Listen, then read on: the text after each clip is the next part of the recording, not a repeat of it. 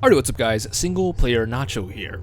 I think we were all a bit taken by surprise by the Resident Evil 9 reveal trailer, cause, it's not the year 2060. The wait for this trailer was intense. More so than that surprise though, is that Resident Evil REQUIEM, the final game in the Winters trilogy, is not headlined by a Winters family member, known for their constant amputation abilities. No, we're instead playing a brand new character known as Grace Ashcroft. To those not familiar, nothing within that name would ring a bell, but to us Red Boulder fiends, Ashcroft sounds a bit recognizable, in a very distant sort of way. So distant that we haven't heard the Ashcroft name since 2003, in Resident Evil Outbreak, where Alyssa Ashcroft was one of the many selectable characters in that messy spin-off game. And by messy, I mean there was this here female licker in the game, and who wouldn't get messy looking at that? Anyway, to fully understand Capcom's bold move in spearheading this brand new character, Grace, and not some other beloved emo dude, we'll have to really understand Ashcroft's stake in the series. What are the Ashcrofts really fighting for? What's the true connection here? Well, the obvious one here, Grace, our new protagonist, is Alyssa Ashcroft's daughter. Alyssa, by the way, has one of the most badass ending epilogues ever. I'm fully aware of that, thank you very much. It's all about strength, physical strength. When it comes to families in RE, there's a whole lot of picking up after each other's past Umbrella experiences. Claire picks up after Chris, Ethan and Rose Winters, the list goes on. I think it serves as a reminder of how truly fucked up each scenario is, and how not a whole lot of us would survive these games. These characters being related also sheds light on the generational effect that takes a toll.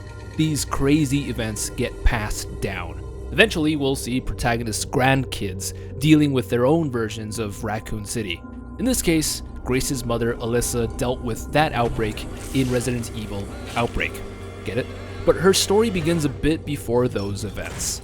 Alyssa worked for the Raccoon City Press, a news editorial who you might have noticed in various RE games through files. Alyssa was a damn good reporter, unearthing the connection between multiple Raccoon City facilities and Umbrella Corporation. And the stuff that happened in these facilities it's just nasty. The Chimera happened, and chimeras are nasty. Students being slaughtered at the Umbrella Research Center, homeless people being kidnapped and transformed into BOW goop. That's right, most BOWs are homeless.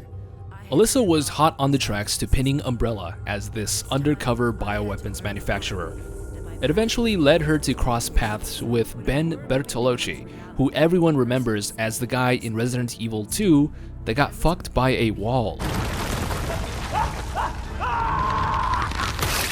Unlike Ben, Alyssa survived the events of Raccoon City, going as far as writing a damning hit piece on Umbrella and the responsibility for nuking the shit out of an entire city. Her hard work then leads to the Raccoon City trials, a long legal battle that pretty much dismantles what's left of Umbrella. In short, Alyssa Ashcroft may not have been in any of the mainline games, but her role is actually a pretty big deal, having been a witness to something as massive as the collapse of Umbrella. So this stuff runs in her DNA.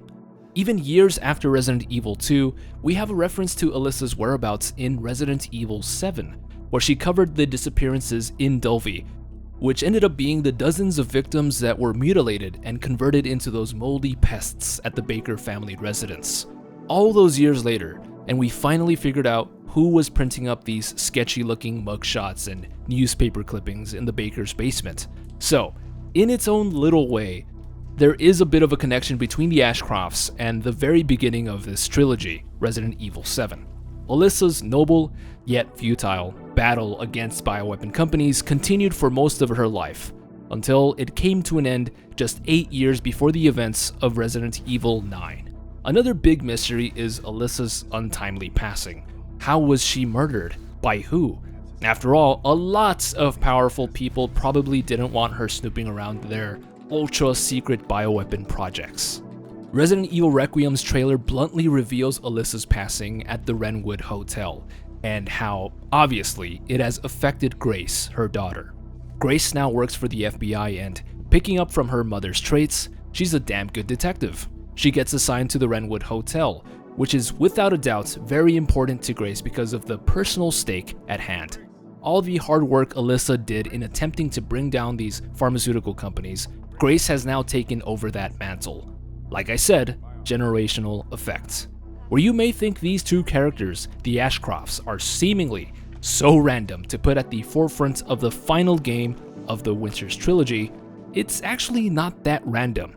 You have Raccoon City from the first saga, a location heavily connected to Alyssa, and Dove from the second saga. There's a legacy in the works within this game. I think that's going to be a very important theme throughout Resident Evil 9. Every major event is being requiemed, which is not a word, but everything important in this series is being remembered, brought to the forefront, and reintroduced in some way. Like and subscribe for more horror-related content, analysis, and lore shit. And as always, stay single.